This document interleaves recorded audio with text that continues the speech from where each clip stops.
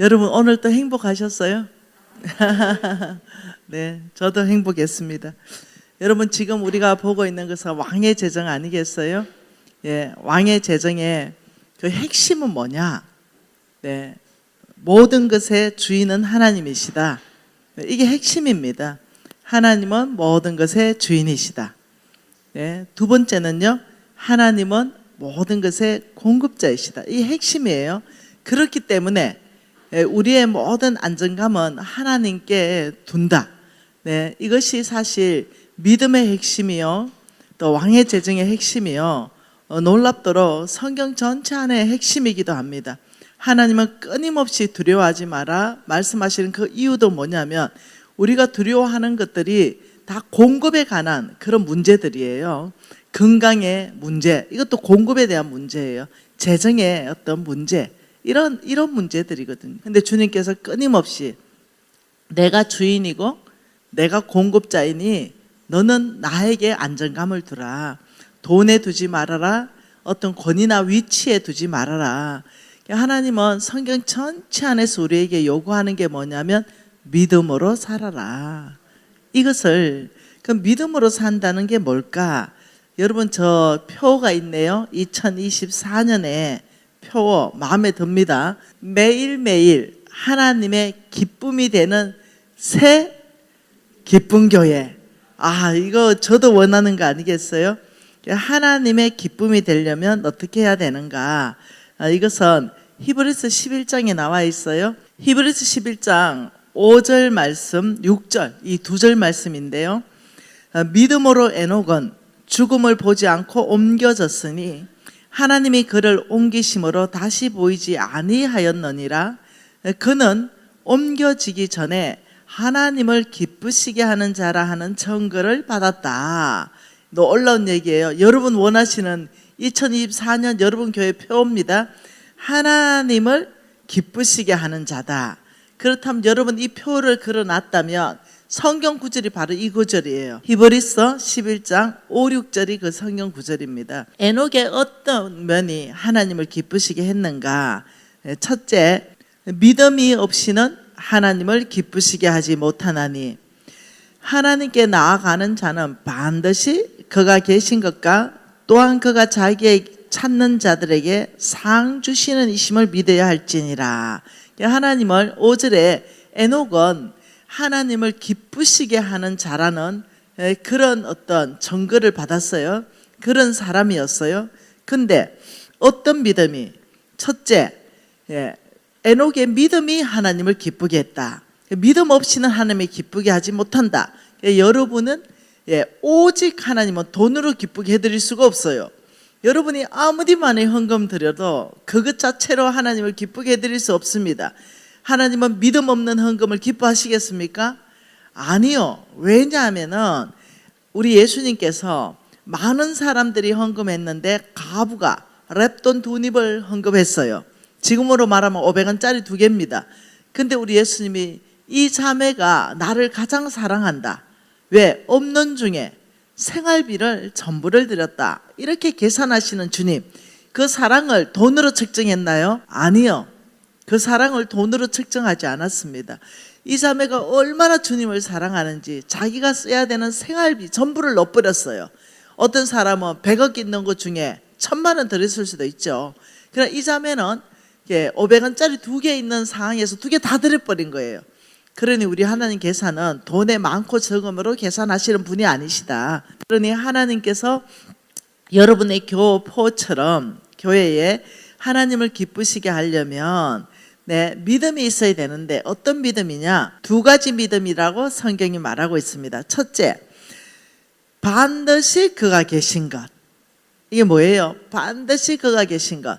하나님이 계신 거 우리 다 알잖아요. 이 말은 그 말이 아닙니다. 하나님이 지금 에녹은 이렇게 했어요. 하나님이 하늘에 살아계신 것 아니에요. 나에게 살아계신 하나님. 반드시 그가 계신 것은 김미신의 하나님. 하나님은 지금 나에게 살아계신 하나님이시다. 그런 사람들은 하나님은 나의 문제에 관심이 있으시다. 하나님은 나의 환난 가운데 건져내시는 분이시다. 이걸 믿는 믿음이라는 거예요. 두 번째는 반드시 자기를 찾는 자에게 상 주시는 이를 믿으라. 우리 하나님은 상 주시는 분이십니다. 여러분 믿으십니까? 우리 하나님께서는 반드시 우리 가운데 상 주신다. 이걸 믿는 믿음이 하나님을 기쁘시게 한다. 여러분 하나님께서는 상 주시는 분이십니다. 예, 이걸 믿으라는 거예요. 두 가지. 하나님은 나에게 살아계신 하나님이요, 내가 하나님 뜻대로 살았을 때 반드시 나에게 상 베푸신다. 이걸 믿으라는 거죠. 그럼 말씀으로 한번 제가 증명을 한번 해보겠습니다. 뭐가 믿음인가? 야고보서 5장 보십시다. 하나님 말씀은 야고보서 5장이에요. 여러분 사업가의 원칙을 지금 가르쳐 줍니다. 사업가의 원칙. 내가 사업할 때 어떻게 해야 되는가? 바로 이것이 하나님의 원칙이다. 상 주시는 하나님의 원칙은 사업할 때 사업가의 원칙과 똑같아야 된다. 지금 이 얘기를 하는 거예요. 야고보서 5장 1절부터 6절입니다. 그 사이에 4절을 한번 보겠습니다. 야고보서 5장 4절 같이 읽죠. 보라, 너의 밭에 추수하는 품꾼에게 주지 아니하는 싹이 소리 지르며 그 추수한 자의 우는 소리가 만군의 주의 귀에 들렸다. 지금 뭘 말합니까? 너의 밭에 자 야고보서 5장 4절은 품꾼, 여러분 품꾼 있죠? 품꾼, 일하는 사람입니다. 이 품꾼에게 뭘 주라? 싹을 주라. 이렇게 말합니다. 하나님은 일을 시켰으면 반드시 그 싹을 주라고 말씀하는 거예요. 레위기 19장 13절도 보겠습니다.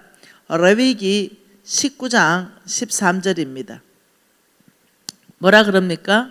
레위기 19장 13절에 품꾼의 삭을 아침까지 두지 말아라. 맞나요? 레위기 19장 13절에 품꾼의 삭을 언제까지 두지 말아라? 아침까지 두지 말아라. 주님 이렇게 말씀하셨어요. 신명기 24장 14절과 15절도 한번 봐보죠. 신명기 24장 14절과 15절도 품꾼의 삭을 15절 한번 넘겨보세요. 당일에 주고 해지는 데까지 두지 말아라. 품꾼의 삭은 언제 줘야 된다? 당일에 주라. 당일에 주라. 당일에 줘야 된다. 이게 사업하는 자의 원칙이기도 하고 하나님의 성품이기도 하고 하나님이 상 주시는 방법이기도 합니다. 이게 바로 하나님은 세상 안에 우리에게 원칙을 제시해 줬어요. 사람에게 일을 시켰으면 반드시 그 삭을 줘야 된다. 여러분 말라기서 3장 5절을 보면은 하나님이 심판하러 오신다고 말씀합니다. 어떤 사람을 심판하냐면 점치는 자를 심판할 것이다. 그리고 거짓 맹세하는 자를 심판할 것이다. 그리고 세 번째 뭐라고요? 품꾼의 싹을 억울하게 하는 자를 심판할 것이다. 그러니 점치는 자, 거짓 맹세하는 자하고 똑같은 동선에 하나님이 놓는 심판의 제목이 품꾼의 싹. 이게 보통 얘기가 아니에요. 여러분 사업을 생각한다면 반드시 품꾼의 싹은 계산해야 됩니다. 내가 돈 있으면서 안 주면 안 되는 거죠. 예를 들면 외국 노동자를 썼다고 해서 그들을 압제하거나 그들의 품꾼의 싹을 억울하게 하면은 그 복 못 받는다는 거예요. 이게 우리 하나님의 얼마나 선하심입니까? 그러니 사업을 할 때도 이 성경 안에서부터 이런 원칙들을 적용해야 돼요. 그러면 내가 사업할 때 계산을 하겠죠. 어떻게 사업할 것이며 내 품꾼들에게 어떻게 내가 싹을 줄 거며 내가 아침까지도 두지 않고 당일에 줄 것이며 그 품꾼의 삭을 억울하지 않을 것이며 단 장사가 너무 안 돼가지고 문을 닫을 지경이 돼서 못 주는 거하고는 다른 얘기예요. 여러분 못 주는 거하고 안 주는 거하고는 다른 얘기입니다. 지금 말하는 것은 못 주는 게 아니라 안 주는 걸 얘기하는 거예요. 여러분 회사가 망하게 됐다 이러면 못 줄 수도 있죠. 그럴 때는 오히려 그 회사와 함께 같이 노력을 해야 되죠. 돌파할 수 있도록 노력하고 오히려 월급을 제가 반만 받겠습니다. 그리고 회사가 잘 되면 이 반 저축했다 생각하고 나중에 돌려주세요. 이러면서도 더 열심히 해줘야 되겠죠. 오히려 저는 진짜 그렇게 했던 적이 있어요. 제 삶 안에. 네, 이 IMF 때 제가 망했잖아요. 그리고 제가 취직했는데 그 취직했는 그 회사에서 네, 사람을 내보내야 된다 그랬어요. 그때 제가 이 사람을 내보내지 말고 월급을 반반씩 주십시오. 네, 지금 이 IMF 때 나가면 어디 취직도 못하고 네, 이거 어려울 때 나눠야 됩니다. 이렇게 해서 제가 실질적으로 그렇게 했습니다. 그래서 300만 원 그때 월급이었는데 제가 150만 원만 받겠습니다. 이 반은 이 유부장한테 주세요. 그렇게 해서 이 어려운 시기를 넘겨가고 싶습니다. 제가 실제로 그렇게 했고 또 예수 믿는 사람들의 아름다운 삶이 그런 거고 그러다가 계속 다니다가 만일 계속 그렇게 어렵다면 이제 다른 선택을 할 수 있죠. 내가 나가든지 다른 직장을 구하든지 이런 선택을 할 수 있지만 이제까지 직장에 우리 사장님이 나한테 따박따박 월급을 잘 줬는데 갑자기 어려워졌다 이럴 때는 내가 종업원으로서 의리라는 게 있잖아요. 그러면서 적어도 6개월 정도는 버텨주면서 그 아픔에 동참해주면서 월급은 스스로 반을 줄이면서 이러면서 한번 돌파해 볼 노력을 한번 해봐야 되는 거. 이건 종업원의 자세입니다. 그러나 업주, 사장의 자세는 반드시 품꾼에게 싹을 줄 수 있도록 열심히 해야 됩니다. 이게 또 성경에 하나님이 요청하는 겁니다. 바로 이런 하나님이 과연 품꾼에게 싹을 안 주겠는가? 하나님이 하나님의 품꾼, 하나님의 일꾼에게 싹을 안 주겠는가? 한번 봐보죠. 민수기 18장 21절을 보죠. 여러분 민수기 18장 말씀은 하나님께서 이 레위인에게 말하는 레위인들이 받을 목에 대해서 말하고 있어요. 민수기 18장 21절을 보면 이렇게 말해요. 내가 이스라엘의 11조를 레위 자손에게 기업으로 다 주어서 그들이 하는 일, 곧 회막에서 하는 일을 갚는다. 그러니까 하나님은 레위인의 11조, 이 이스라엘의 11조를 레위인에게 줘서 뭐한다? 성전에 필요한 모든 회막에 필요한 모든 경비로 써라 이렇게 말씀했어요. 그래서 이 11조는 하나님이 제정하시고 이 11조를 통해서 교회가 잘 운영될 수 있도록 하나님이 그런 법을 만드셨죠. 그리고 24절에 이스라엘 자손이 여호와께 그제로 드리는 11조를 레위인의 기업으로 주었으므로 내가 그들에 대하여 말하기를 이스라엘 자손 중에는 기업이 없을 것이다. 레위인은요 땅을 분배받지 못했어요. 12지파에게 이 레위인은 하나님의 일꾼들 아닙니까? 성막을 섬기는 사람들 아니겠어요? 성막에 텐트를 접었다가 폈다가 성막의 모든 일을 하는 사람이 레위지파입니다. 그리고 그 위에 제사장들이 있고 그러면 그 모든 것들을 다 하나님의 이 일을 하는 거예요. 그래서 너희들은 12지파에 다 흩어져서 살아라. 그래서 12지파에서는 너희들이 11조를 거둬서 너희 지파 안에 배당된 레위인을 먹여 살리는 것이다. 하나님은 이렇게 말했단 말이에요. 그렇게 하면서 하나님은 뭐라고 말했냐면 31절 같이 읽습니다. 너희와 너희의 근속이 어디 있든지 이게 뭐예요? 너희와 너희의 근속은 레위 지파에 속한 사람들을 말해요. 모든 하나님의 일꾼들을 말합니다. 너희들과 너희 근속, 너희 식구들이 어디에 있든지 이것을 먹을 수 있다. 이것은 뭐예요? 11조를 먹을 수 있다 이 말입니다. 11조 이것을 먹을 수 있으면 이는 뭐라고요? 회막에서 일을 한 너희의 보수이다. 하나님이 지금 이 레위인에게 하나님의 일꾼들에게 뭐라고 말하냐면 보수를 나는 준다. 여러분 보수라는 뜻은요 일을 한 대가입니다. 그러니 이 레위인을 오늘날로 말하면 그냥 하나님의 일꾼이다 통칭으로 이렇게 말하면 되겠어요. 목사님, 선교사님 혹은 저 같은 NCMN 같은 선교단체에 돈 버는 일에 종사하는 것이 아니라 하나님의 부름을 받고 그 일의 전인간사들 시간 전체를 다 쓰는 사람들 평신도인데도 하나님의 일꾼이 있습니다. D.L. 무디 같은 사람은 평신도이면서 하나님의 일꾼입니다. 우리 NCMN의 전임 간사들도 평신도면서 직장을 갖는 것이 아니라 전적으로 하나님의 일을 합니다. 우리 NCMN의 2만 명 간사 중에 전임 간사님들은 딱 20명이 계세요. 근데 이 20명은 직장을 가지지 않아요. 몽땅 NCMN 이 전체가 돌아갈 수 있도록 일을 하는데 NCMN에서 월급을 10원도 주지 않아요. NCMN은 인터뷰를 봅니다. 당신을 하나님이 NCMN 가운데에서 전임 사역자라고 일하라고 했습니까? 예, 그렇습니다. 그러면 당신을 부른 사람이 NCMN 단체입니까? 하나님입니까? 예, 하나님이십니다. 그러면 하나님이 당신에게 NCMN에 가서 일하라고 했으니 하나님이 당신에게 일한 만큼 보수를 줄 걸 신뢰합니까? 신뢰합니다. 그럼 하나님 모든 것의 주인이고 공급자인 것을 당신이 신뢰합니까? 신뢰합니다. 그러면 당신의 안정감이 NCMN이 아니고 하나님이 되셔야 됩니다. 맞습니까? 맞습니다. 이러면 채용합니다. 그리고 한 부부가 또 두 쌍의 부부가 전임 간사로 아니네.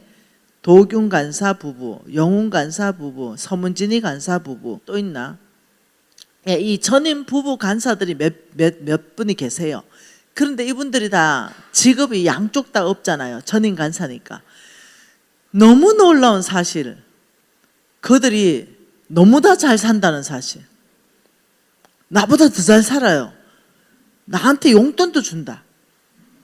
너무 놀라. 야, 너네들은 어떻게 먹고 사니? 간사님, 하나님이 불렀잖아요. 하나님이 주십니다. NCM에서 10원도 안 줘요. 여러분, 바로 이것이 뭐냐? 하나님이 일꾼을 부르시고 하나님이 일을 해라. 일꾼은 뭘 해라? 일을 해라. 일하라. 일하기 싫은 사람은 먹지도 마라. 이 데살로니가 전후서에서 말하는 거 아니겠어요? 일하기 싫은 놈 먹지 말아라. 이것이 레위인에게도 똑같다는 거 아세요? 레위인도 일해야 된다. 목사님, 선교사님 이런 분들도 일을 해야 된다. 그래야 하나님이 내가 너에게 일을 시켰기 때문에 보수를 줄 것이다. 나는 목사인데, 나 선교사인데, 나 선교단체 전임 간사인데 내가 일하지 않더라도 하나님이 날 먹여 살리겠지. 택도 없는 소리입니다. 우리 하나님은 그러신 분이 아닙니다. 우리 하나님 자체가 뭐냐? 일하기 싫으면 먹지 마. 이렇게 성경이 명확하게 말을 하셨어요. 그렇기 때문에 목사냐? 일해라. 세상도 월급 300만 원 받으려면 아침 8시, 9시까지 가서 저녁 5시, 6시까지 뼈가 빠지도록 8시간 일하고 300만 원 받는다. 하물며 더 높은 수준의 하나님의 법에서 내가 너를 불렀다면 너도 8시간, 9시간 뼈가 빠지게 일을 해야 돼.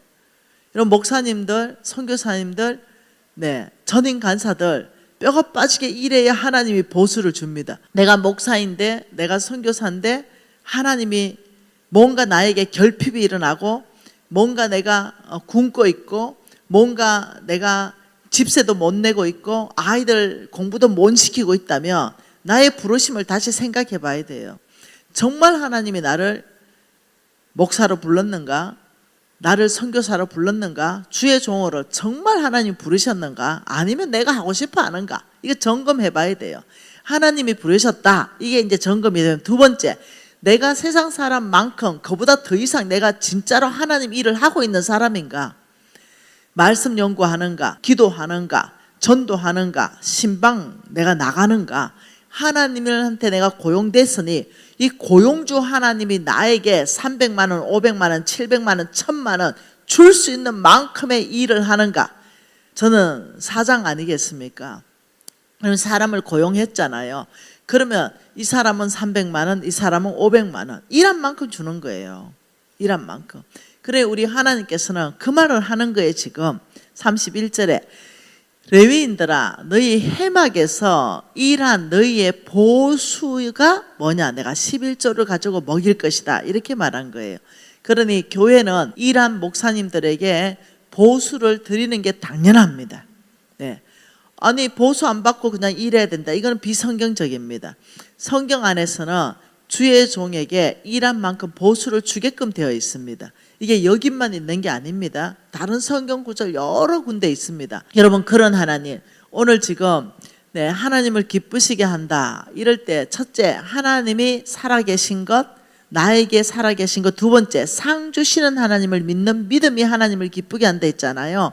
하나님 이렇게 세상 기준 안에서도 싹을 주라. 이게 상이고 보수입니다. 그리고 하나님 일꾼에게 내가 반드시 일하면 보수를 주겠다 약속하신 그 하나님은 여러분 이렇게 말했어요. 로마서 4장 4절에 보면 로마서 4장 4절에는 일한 자에게는 그 싹이 은혜가 아니고 보수다 이렇게 말했어요. 뭐라고요? 일하는 자에게는 그 싹이 은혜로 여기지 않고 뭐라고요? 이거는 보수이다. 네, 이것은 나에게 주어지는 상이다. 보수이다. 일한 사람이 300만 원 받았다고 이거 그저 은혜라는 것은 받을 수 없는 중에 받는 것, 이게 은혜예요. 받을 수 없는 중에 받는 것, 이게 뭐냐? 십자가의 보혈로 우리가 받을 수 없는 중에 받은 구원이 은혜인 것입니다. 근데 내가 300만 원만큼 일을 했고 회사에서 300만 원 나올 때는 은혜가 아니라 보수입니다. 무슨 말 이해됐죠? 그렇지, 일한 사람에게는 네, 은혜가 아니라 마땅히 그것은 보수이다. 우리 하나님의 원칙을 보면 일한 사람에게 주시는 하나님의 그 통 큰 보수, 이게 뭐냐? 하나님 말씀대로 살았을 때 하나님 반드시 상 주시는 하나님을 믿는 것입니다. 하나님은 통 큰 보수를 주는 하나님을 믿습니다. 한번 봐볼까요? 에스겔서 29장 봅시다. 우리가 28장에서 두로와 두로 왕국이 망한 걸 어제 봤습니다.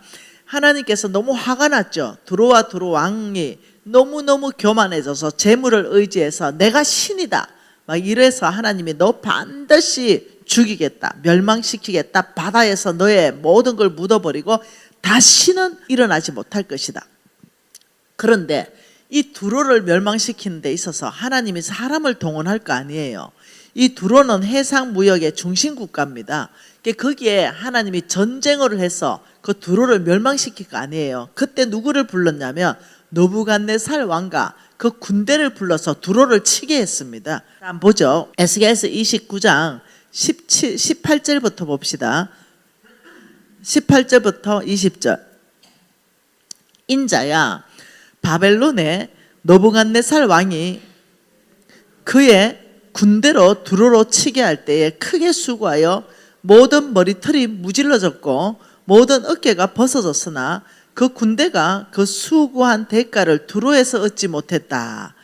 그러므로 주 여호와께서 이같이 말씀하셨느니라. 내가 애굽 땅을 바벨론의 느부갓네살 왕에게 넘기리니 그가 무리를 잡아가고 물건을 노락하고 빼앗아갈 것이다. 이것이 그 군대의 보상이 되리라.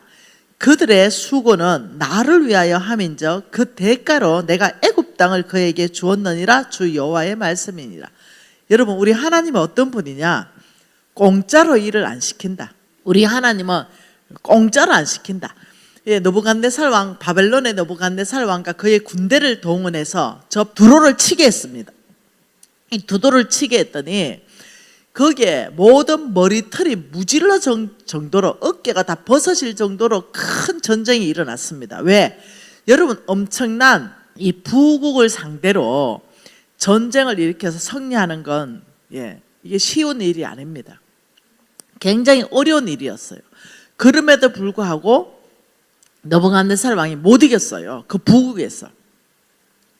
그 가니까 모든 재물과 보물을 다 빼돌렸어요. 나중에 알렉산더 대왕이 가서 점령해서 이겼습니다. 그런데 하나님은 내가 너에게 그 일을 시켰는데 네가 거기서 대가를 얻지 못했기 때문에 내가 애굽 땅을 너한테 다 주겠다. 우리 하나님 어떤 분입니까? 반드시 보상하시는 분입니다. 하나님은 보수를 주시는 분입니다. 우리 하나님은 어떤 분이신가? 우리 하나님은 세상 안에서 세상의 법들보다 그 높은 수준의 법이 이게 바로 하나님의 법입니다. 그래 세상의 법이 야 너희들 일한 만큼 보수를 줘야 돼. 그런 하나님이 하나님의 일꾼을 부르시고 보수를 안 주시겠어요? 절대 그렇지 않다는 거예요. 그러신 하나님이 당신도 나의 일꾼에게 나는 보수를 줄 것이다. 그런데 일해야 돼. 이렇게 말하는 거예요. 일해야 돼.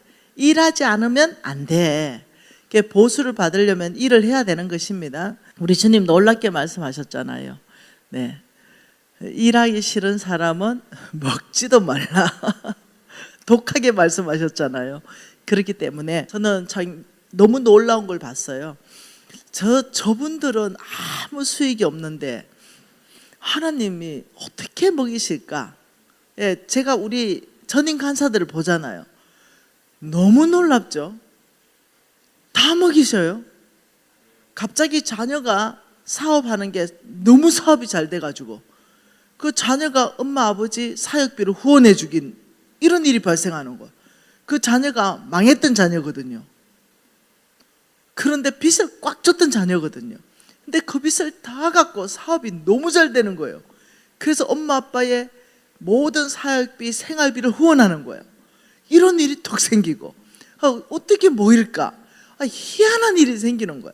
희한한 방법으로 하나님 먹이시더라. 우리 어머니가 평생 하나님 나라의 사역자였거든요. 가난한 사람을 섬기는 사역자. 근데 놀랍죠? 딸들을 축복해. 그래가지고 우리 어머니를 그렇게 공급을 잘할 수 있도록 이렇게 만드는 거예요.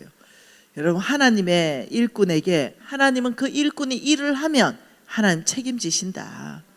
그러니 두려워하지 말라. 하나님이 목사하라면 목사하고 선교사하라면 선교사하고 어느 선교단체에 전임 간사하라면 또 전임 간사 도전하고 절대로 하나님의 부르심에 두려워하지 말아라.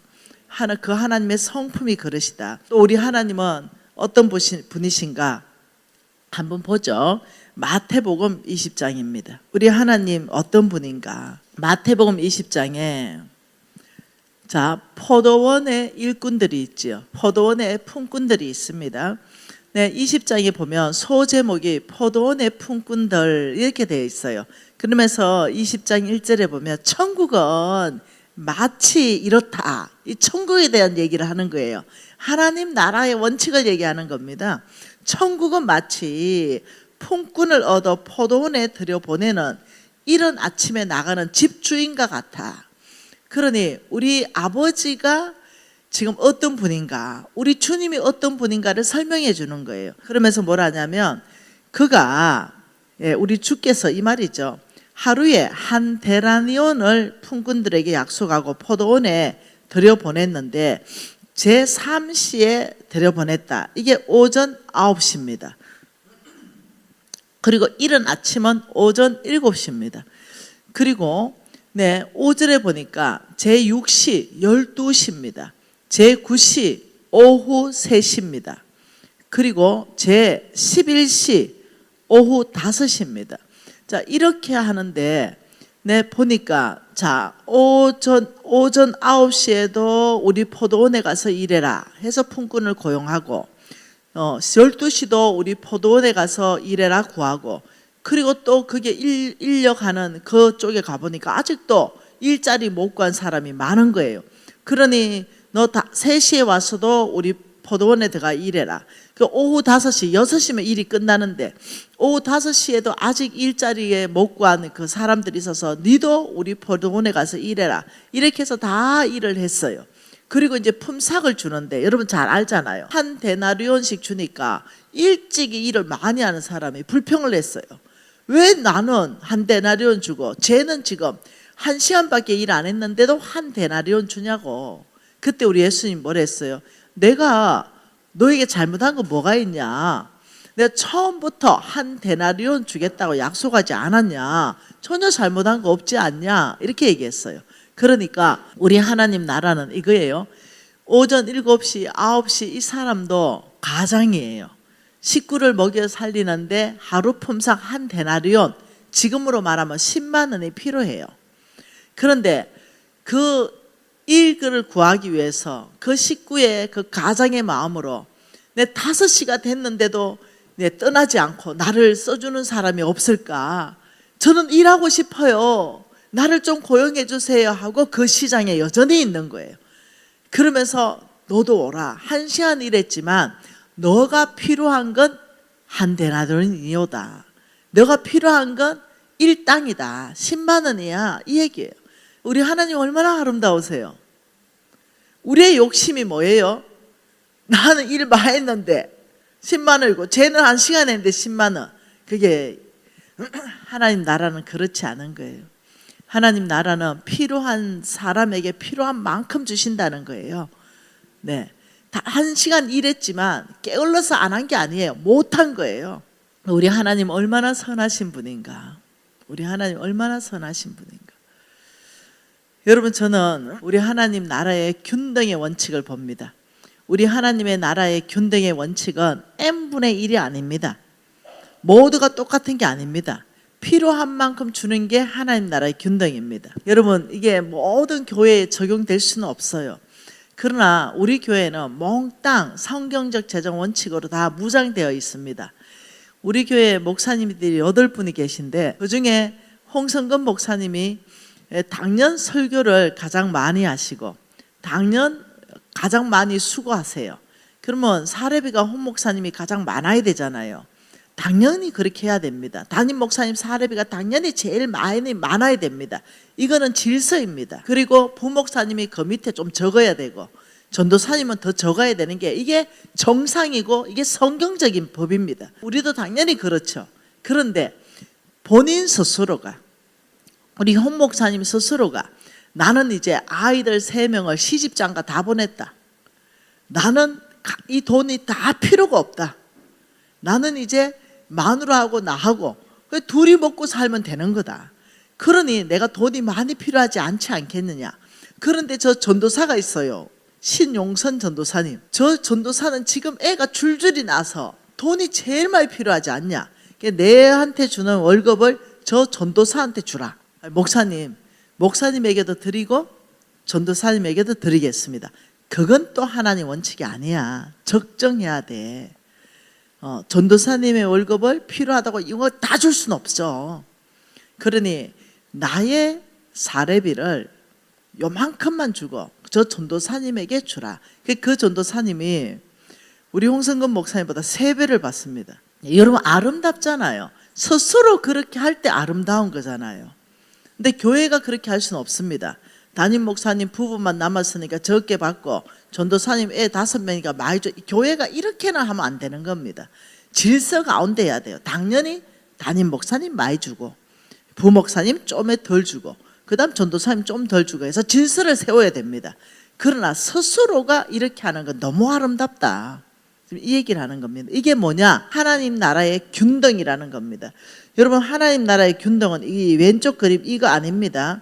저 야구를 하고 있는데 네, 여기에 똑같이 한 단씩 나서 키 작은 사람은 못 봐. 담에 막혀서. 근데 하나님 나라의 균등은 뭐냐? 키 큰 사람은 단수를 놓지 않습니다. 근데 키 작은 사람은 키 큰 사람의 단수 2개를 놓으면서 똑같이 야구를 즐길 수 있게 하는 게 이게 하나님 나라의 균등입니다. 하나님 나라의 법이 통하면 얼마나 아름다운지 모르겠어요. 네, 내가 돈이 많습니까? 내가 하나님이 나에게 재물 얻을 능력을 줬어요? 그럼 내가 좀 있을 때 네, 없는 사람한테 헐로 보내는 거예요. 내가 돈이 1,000만 원 있어요? 근데 저 사람 보니까 정말 너무 없어서 너무 가난해. 그러면 100만 원 턱 떼서 자매님, 형제님, 하나님이 저에게 많이 주셨는데 100만 원 나눠 쓰고 싶어요 하고 주는 게 바로 단서 2개를 대주는 거예요. 여러분, 이게 바로 하나님 나라의 균등이라요.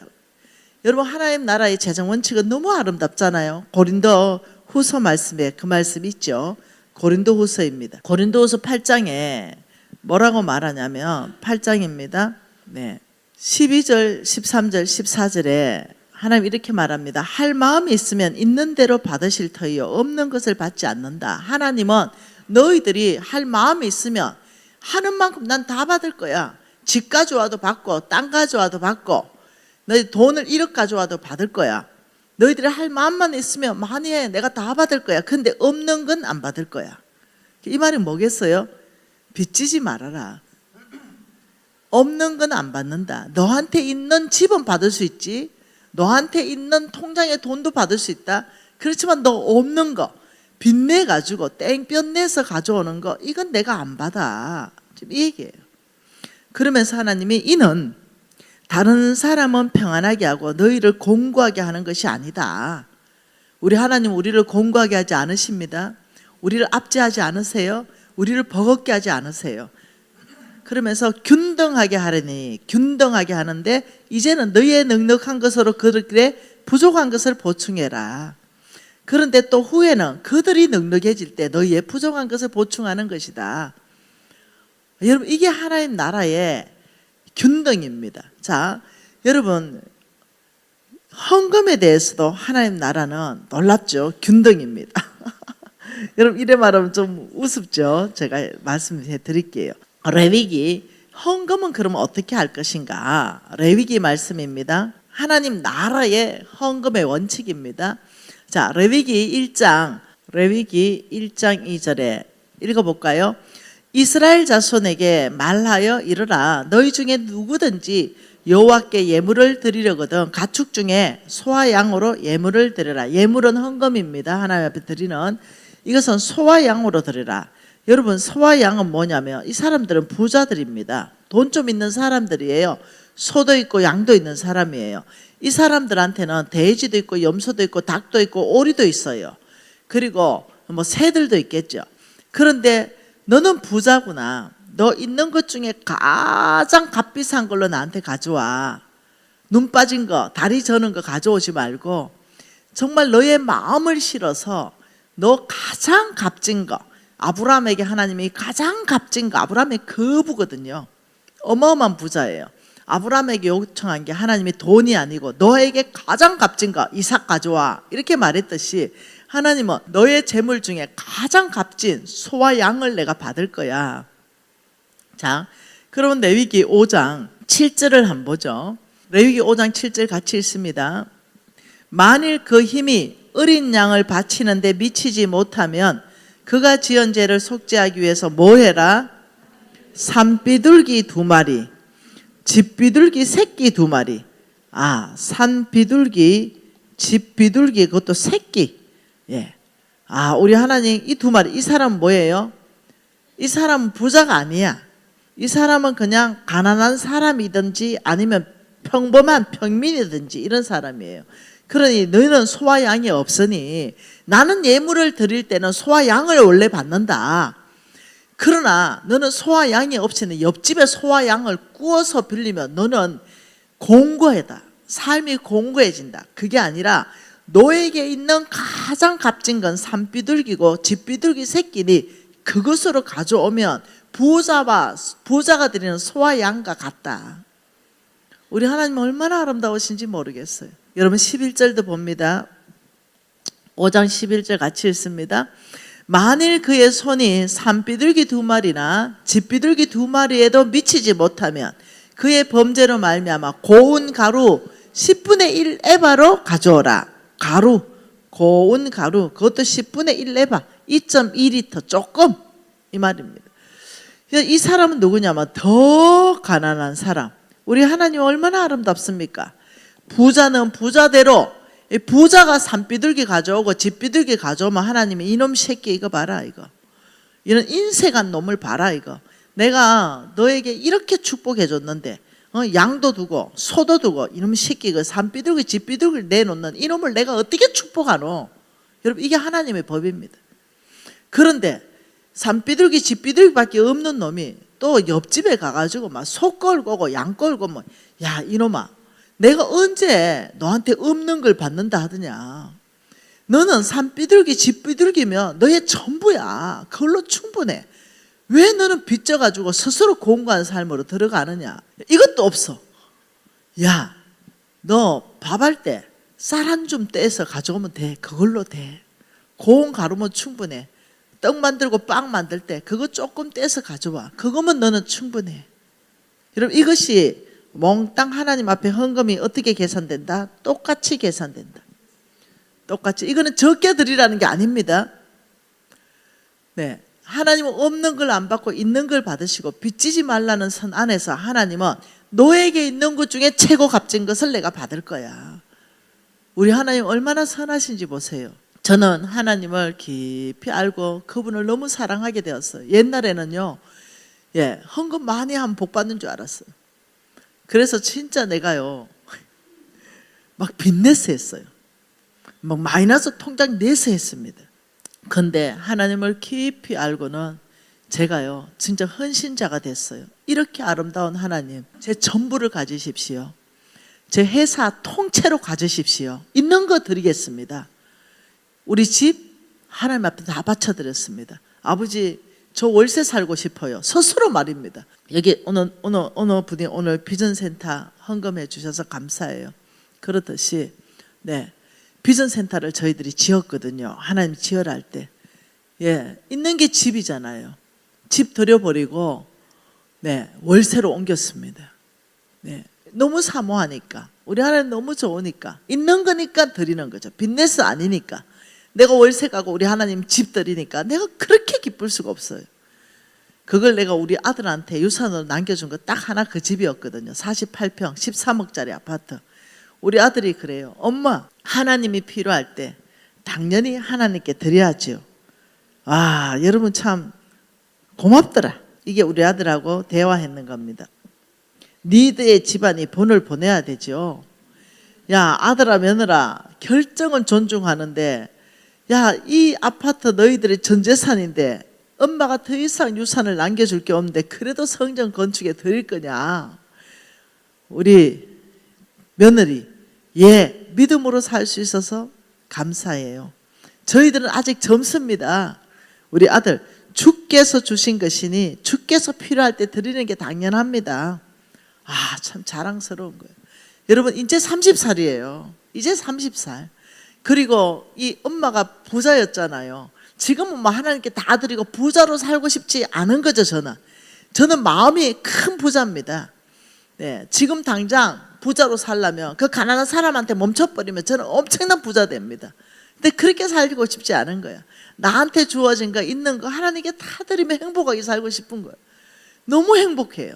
우리 아들이 월세 삽니다. 이거 드려버리고. 내가 우리 아들한테 내가 잘했다 그랬어요. 역시 고신 5대다. 내가 자랑스럽다. 우리 며느리 자랑스럽고. 네. 여러분, 이런 거예요. 하나님의 나라는 이것은 적게 드려라, 안 드려라, 인색하게 드려라는 말이 아니라는 거예요. 우리를 공고하게 하지 않으시는 하나님, 우리에게 무거운 짐을 지지 않게 하시는 하나님, 있는 것 중에 할 마음이 있으면 있는 대로 내가 받을게. 그리고는 하나님은 받고는 내가 너를 축복할 거야. 이게 성경에 꽉 차 있는 거예요. 우리 하나님 너무 아름다우십니다. 우리가 꼭 기억해야 될 거, 여러분, 교회의 표가 매일매일 하나님의 기쁨이 되는 새기쁨 교회. 오늘 이 표 딱 읽는 순간 오늘 강의 주제 다 바뀌었어요. 원래 강의는 이거 아니었어요. 바로 그러면 어떻게 하나님의 기쁨 되는가? 에녹이지. 하나님이 얼마나 에녹을 기뻐했으면 산채로 데려갔겠냐. 그 왜 기뻐하냐? 딱 두 가지밖에 없어. 에녹이 헌금했다는 소리도 없어. 딱 두 가지. 하나님은 살아계십니다. 하나님은 나의 이 부르짖음을 들으십니다. 내 고통을 보십니다. 내 근심도 아십니다. 하나님, 나를 구원하시는 하나님뿐만 아니라 나의 필요 가운데 응답하시는 하나님입니다. 내가 구렁텅이에 있을 때 건져내시는 하나님이십니다. 하나님은 살아서 지금 나와 함께 이 땅에 계십니다. 아, 이걸 믿는, 그가 계신 것을 믿는 것, 상 주시는 이, 제가 믿음대로 말씀대로 살았을 때 하나님은 반드시 보상하십니다. 그래서 보수라는 거, 하나님의 일꾼에게 보수하시고 품꾼들에게 보수하라고 하시고, 하나님께서는 하나님이 불러서 전쟁시키고도 내가 불러서 일시켰으니까, 야, 두로에서 못 받았으니까 내 애굽 땅 줄게. 두로보다 100배로 큰 애굽 땅. 100배가 뭡니까? 10,000배는 아마 클 거예요. 야, 두로에서 보상 없으니 더 큰 보상 줄게. 애굽 땅 다 가져. 하나님이 명확하게 얘기했습니다. 너부갓네살 왕과 그의 군대가 수고한, 나를 위해서 수고한 보상이다. 우리 하나님은 믿음대로 살고 말씀 따라 살고 하면 반드시 보상을 주시는 분이십니다. 여러분, 이것을 기억한다면 힘이 납니다. 우리 엄마가 이런 말을 했습니다. 야, 하나님께서 공짜로 사람을 쓰시나? 하나님은 절대로 공짜로 사람 쓰시지 않는다. 반드시 하나님은 상 주시고 보상해 주신다. 그래야 믿음으로 사라진다.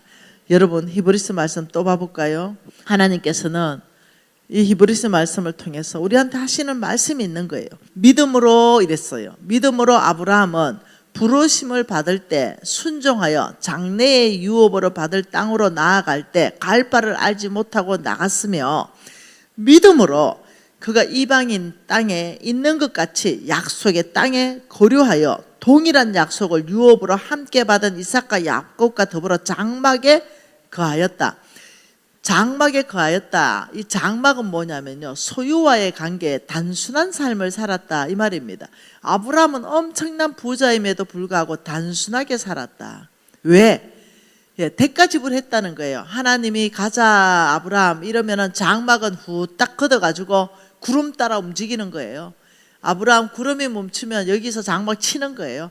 말씀 따라, 하나님 음성 따라, 구름 따라, 인도하심 따라서 단순하게 살았다는 거예요. 복잡하게 이 땅에서 천년 만년 살 것처럼 그런 대골 같은 집을 짓고 살지 않았다는 거예요. 그러면서 하나님이 그렇게 할 수 있었던 이유는 10절에 이렇게 단순하게 장막 생활 할 수 있었던 이유가 10절입니다. 이는 하나님이 계획하시고 지으실 터가 있는 성을 바라봤다. 내가 이렇게 믿음으로 살고 내가 이렇게 말씀 따라 살면 하나님이 내 집을 계획하시고 내가 살 수 있는 영원한 집, 그 성을 하나님이 지으실 거라는 믿음의 눈으로 바라봤다는 거예요. 그러니 16절에 그들이 믿음으로 산 사람들이며 그들이 이제는 더 나은 본향을 사모하니 어디에요? 천국을 사모하니 곧 하늘에 있는 것이라. 이러므로 하나님이 그들의 하나님이라 일컬음을 받으심을 부끄러워하지 않았다. 하나님은 믿음의 사람 입에서 하나님 소리 나오는 것을 자랑스럽게 여겼다. 믿지도 않고 못됐고 사기치고 도둑질하는 그런 사람이 나 예수 믿는데요, 야 내 이름에 먹칠한다. 네가 부끄럽다. 내 이름이 부끄럽다. 그런데 믿음으로 살고 정직하게 살고 투명하게 살고 친절하게 살고 온유하게 살고 겸손하게 살고 사람들한테 칭찬받고 인정받으며 그 사람이 나 예수 믿어요. 야, 내가 그런 사람들에게 하나님이라고는 그 불리는 것이 내가 부끄럽지 않고 자랑스럽다 이 말이에요. 그러면서 그들을 위하여 뭐를 지었다? 한 성을 예비하셨다. 우리 하나님은 이 땅에 믿음으로 사는 모든 사람들의 삶 가운데 우리 하나님은 상 주십니다. 여러분 저 계시록 말씀을 한번 보세요. 계시록 말씀, 계시록 20장입니다. 내가 너무 좋아하는 말씀. 계시록 20장 12절에 한번 읽어볼까요? 또 내가 보니 죽은 자들이 큰 자나 작은 자나 그 보호자 앞에 있는데 책들이 펴 있고 또 다른 책이 펴져 있으니 곧 생명책과 죽은 자들이 자기 행위에 따라 책에 기록된 대로 심판을 받았다. 그러니 지금 책이 하나님 앞에 있는데 하나는 생명책, 또 하나는 행위에 따라서 기록된 행위책. 이것이 이 두 가지가 하나님 손에 들려 있고 이거대로 심판하는 거죠. 생명책에 기록되어 있으면 구원을 받고 행위책에 기록되어 있는 모든 것은 상 받습니다. 그러니 하나님 손에는 이 땅에서 우리가 살고 있는 모든 삶이 기록되어 있는 행위책이 있습니다. 그날에 하나님 앞에 서면은 생명책에 그 이름이 없는 사람은 다 지옥 갑니다. 그러나 생명책에 그 이름이 있는 사람은 다 천국 가요. 천국 왔는데 또 그 행위책을 가지고 하나님은 사람을 불러가지고 그 사람에 합당하게끔 몽땅 상 주십니다. 근데 그 나라는 영원히 지속되는 나라예요. 이 나라는 100년 살면 끝나는 나라입니다. 근데 영원히 지속되는 바로 그 나라의 상을 바라봤다 이 말입니다. 우리 아브라함이. 그래서 나는 단순하게 살 수 있었다. 장막에 거할 수 있었다. 이 땅에 천년만년 사는 것처럼 나는 이 땅을 나의 왕국을 만들지 않았다. 지금 이 얘기를 하는 거예요. 여러분 우리 하나님이 얼마나 디테일하시는지 한번 보여드릴까요? 느헤미야서 봅시다. 느헤미야 3장입니다. 하나님의 성 예루살렘 성벽을 중수하는 그 일에 우리 하나님이 요렇게 기록하십니다. 우리 하나님의 행위책에 3장 1절에 보면 그때에 대제사장이 뭐 했냐? 양문을 건축했다. 그리고 성벽을 건축했다. 그리고 자 2절에 그 다음에는 여리고 사람이 건축했다. 그 다음은 아므리의 아들 삭굴이 건축했다. 3절에 어무는 하스나스의 자손들이 건축했고 들보를 얹고 문짝을 달았다. 자물쇠와 빗장을 갖추었다. 뭐 했는지 다 적어놨어. 그 다음은 학고스의 손자 우리아의 아들 모레못이 중수하였다. 그 다음은 모사사셀의 손자 베레가의 아들 무슬람. 이 무슨 말이냐면 우리 하나님 이거 계속 얘기하고 있거든요. 우리 하나님 기록 스타일이 예를 들면 김미진이 건축을 뭘 하나 했어. 교회 건축을 하나 했어. 김미진 상주께 나를 위해서 복음 전파를 위해서 네가 교회 건축 하나 했네. 저는 교회 건축 100개를 더 했습니다. 네, 하나 했네. 너 나오라. 이러니까 김미진 100명이 나와. 똑같은 이름. 그러니 김미진 엄마는 누구? 김미진의 외할머니는 누구? 친할머니 누구? 이래 보니까 다 들어가고 김미진밖에 안 남아.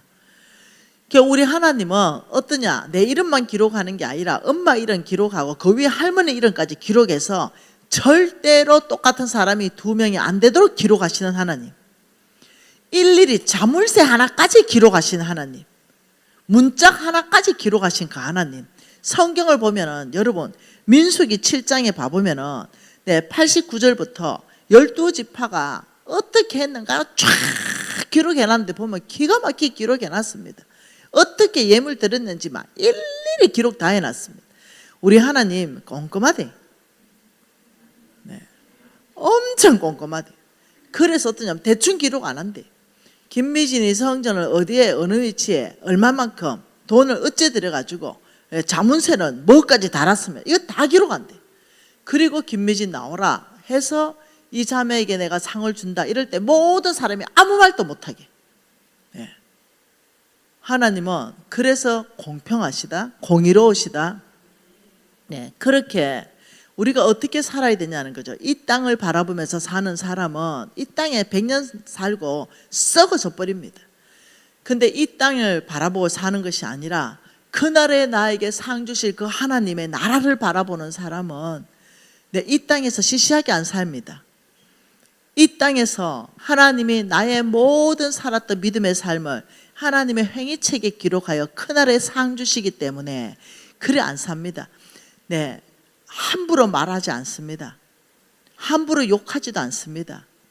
네, 어떻게 하는 것이 하나님의 기쁨이 될까? 내가 지금 무엇을 선택하는 것이 하나님의 기쁨이 될까? 내가 지금 10만 원 내가 다 쓰는 거야 하나님 기쁨이 될까? 아니면 내가 9만 5천 원 쓰고 5천 원을 가난한 사람한테 주는 게 하나님의 기쁨이 될까? 생각한다는 거예요. 하나님이 나한테 1억이나 주셨는데 1억을 내가 다 쓰는 게 기쁠까? 아니면 내가 1억 중에 500만 원이라도 툭 떼서 우리 교회에 필요한 것을 쓰라고 주는 거, 혹은 우리 교회에 아주 형편이 어려운 사람이 있다면 그 사람을 도와주는 거, 하나님 뭐가 기뻐할까? 이런 걸 늘 생각한다는 거예요. 여러분, 바로 이렇게 사는 사람, 하나님은 이런 사람을 찾으신다. 하나님은 이런 사람을 기록하신다. 그리고 반드시 하나님은 이런 사람 상 주신다. 여러분, 우리 하나님은 상 주시는 분이십니다. 네. 하늘을 바라보고 사는 거예요. 믿음으로 사는 겁니다.